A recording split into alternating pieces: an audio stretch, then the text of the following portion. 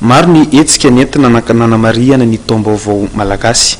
Isan'izany ny tetsehan'ny Talarariasy nanomboka omaly.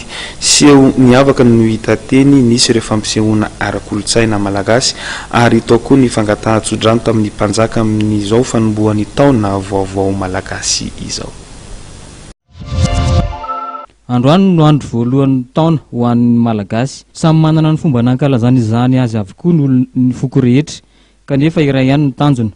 Teny amin'ny Talarariasy moa ny fampitaona ireo sojabe izay nifanaiky tamin'ny fokomerina nanao izany fankalazana ny taom-baovao malagasy izany. Sika ny gasy magnino moa anao minana ny vakiny ka sina ny mpanafody gasy. Ny vakiny zany any vazana nanano an'izany sika ny malagasy ao ko fantasika tsara fa ny gasy ny tena ambony raha eto Madagasikara fa sy vahiny fa fahasoana hevitra tanteraka zany zahay anakara moa zany atemora anakara dia mbola mipetraka hoe manana sotoavinanay ihany amin'ny alalan'ny sorabe ka matony tetimerina nanaiky nampianarina tamin'ny sorabe tamin'ny andreo mazomoro no ny hasika sy fahaizana manokana zany.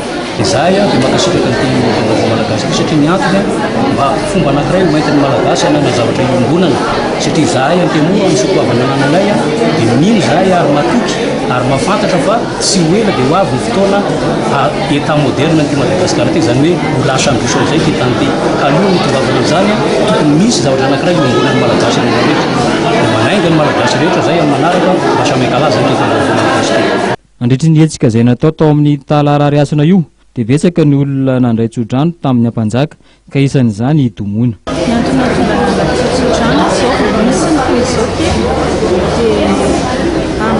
ny tsodrano zava-dehibe amintsika malagasy dia amin'ny maraina genazy toa zava-narana anjaka dia tsodrano dia sy avana sazoatra izay menaka zany. Tratra ny tanjona hoy ny mpikarakara satria nanakoako eran-tany ny fankalazana izany taom-baovao malagasy izany ary voninahitra ho an'ny malagasy rehetra hoy ny filoha nahavitany izany.